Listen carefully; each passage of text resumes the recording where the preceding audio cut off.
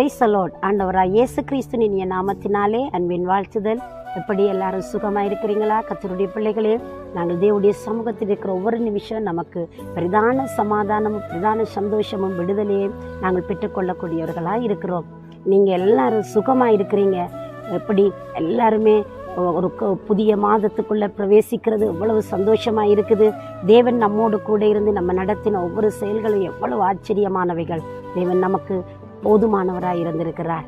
இந்த புதிய மாதத்தில் நீங்கள் இவ்வளவு நாளும் தேவன் நம்மளை எப்படி கருத்தாய் விசாரித்திருக்கிறார் பாருங்களேன். அவருடைய மகிமையான ஆசீர்வாதம் தான். இந்த நாளிலும் நாங்கள் ஒரு விசேஷித்த தேவனுடைய வார்த்தையை நாங்கள் தியானம் பண்ணலாம்.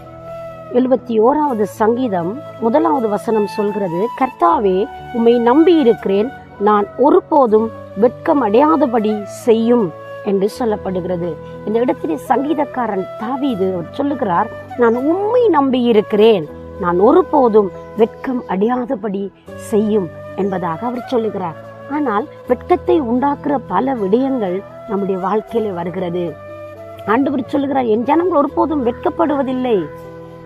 தாவீது ஒரு கடினமான சூழ்நிலைக்குள்ள முகம் கொடுத்துட்டு சொல்ற, ஆண்டவரை நான் வெட்கப்படாதபடி செய்யுங்கப்பா.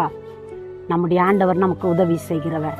நாம் கூப்பிடுகிற பொழுதெல்லாம் நம் பக்கமாய் கடந்து வந்து நமக்கு நன்மை செய்கிற ஆண்டவர், நம்மோடு கூட வருகிற தேவன்.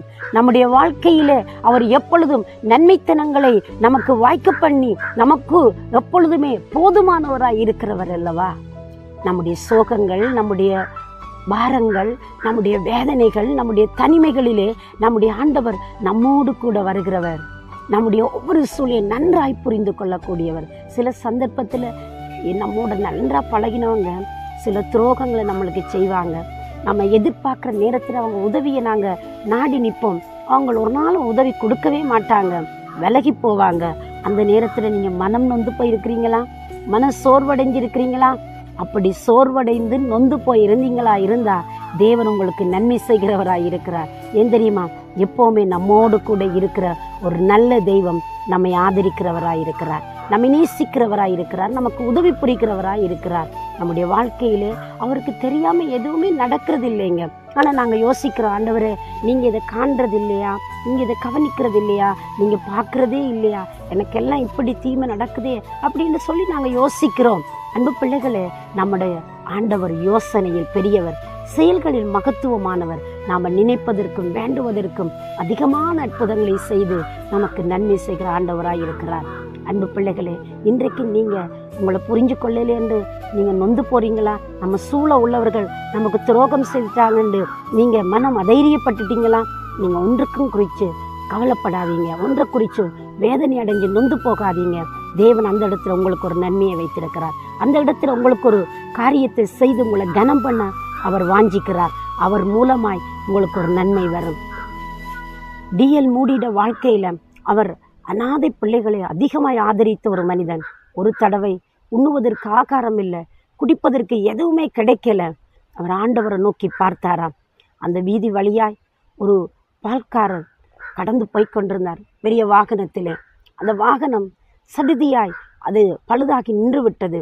அவர் என்ன செய்வதென்று யோசித்த பொழுது அங்கே இருக்கிற அநாதை இல்லத்தை குறித்து அவர் கேள்விப்பட்டு அந்த இடத்திற்கு வந்து கதவை தட்டி சொன்னார், ஐயா, என்னிடத்தில் பால்கள் இருக்கிறது நிறைய, நீங்கள் இந்த பிள்ளைகளுக்கு கொடுக்க முடியுமா என்று கேட்ட பொழுது D.L. மூடி ஆண்டவருக்கு நன்றி சொன்னார். ஆண்டவர் அந்த இடத்தில் அந்த மக்களை, அந்த பிள்ளைகளை போஷித்தார். அன்பு பிள்ளையே, தேவனுக்கு 1000 வழி உண்டு, மனிதனுக்கு ஒரு வழிதான். தேவனுக்கு 1000 வழி இருக்கு. ஒரு வழி அடைக்கப்பட்டுதான் தேவன் உனக்காக 1000 வழியை திறந்து கொடுப்பார். அதில் ஒரு நன்மையை உண்டாக்குவார். என்றைக்கும் விசுவாசத்தோடு தேவனை பற்றி கொண்டிருங்க, தேவனை பிடிச்சு கொள்ளுங்க. தேவனை நான் உண்மை நம்பி இருக்கிறேன், என்னை கைவிடாதீங்கன்னு சொல்லுங்க. ஆண்டவரே, என் தேவையில் நான் உங்களை நம்புகிறேன், என் தனிமையில் நான் உங்களை நம்புகிறேன், என் போராட்டத்தில் உங்களை நம்புகிறேன். எனக்கு ஆண்டவரே ஒரு தேவை, ஒரு மிகவும் முக்கியமான ஒரு பிரச்சனை இருக்குது, அதுக்கு தீர்வுக்கு நான் உண்மைத்தான் நம்புகிறேன்னு சொல்லி அவரை நோக்கி பாருங்க. இன்றைக்கு தேவன் உங்களுக்கு ஒரு நன்மை செய்து உங்களை கனம் பண்ணி காக்க வல்லவராக இருக்கிறார். நான் உங்களுக்காக ஜெபிக்கட்டுமா? நாங்கள் தேவனை நோக்கி பார்ப்போம். சர்வ வல்லமையுள்ள ஆண்டவரே, இயேசுவின் நாமத்தில் உம்மை நம்பி உம்மை தேடிக்கொண்டிருக்கும் உடைய பிள்ளைகளுக்கு ஒரு நன்மை செய்து மக்களை நீர் கனம் பண்ணும். ஆண்டவரே, இவர்களுக்கு போதுமானவராக இருக்கிறீங்கப்பா. நீங்கள் அவருக்கு புதுமைகளை செய்யுங்கப்பா. உங்களுடைய பிள்ளைகளை பொறுப்படுத்தி தாங்கி நடத்துங்க. இந்த அதிகாலையில் ஒரு உற்சாகமான செய்தியை, ஒரு சமாதானமான செய்தியை உங்களோட பிள்ளைகளுக்கு வாக்கு பண்ணி நீங்கள் ஆண்டவரை நடத்தி செல்லுங்க, ஆசீர்வதிங்க.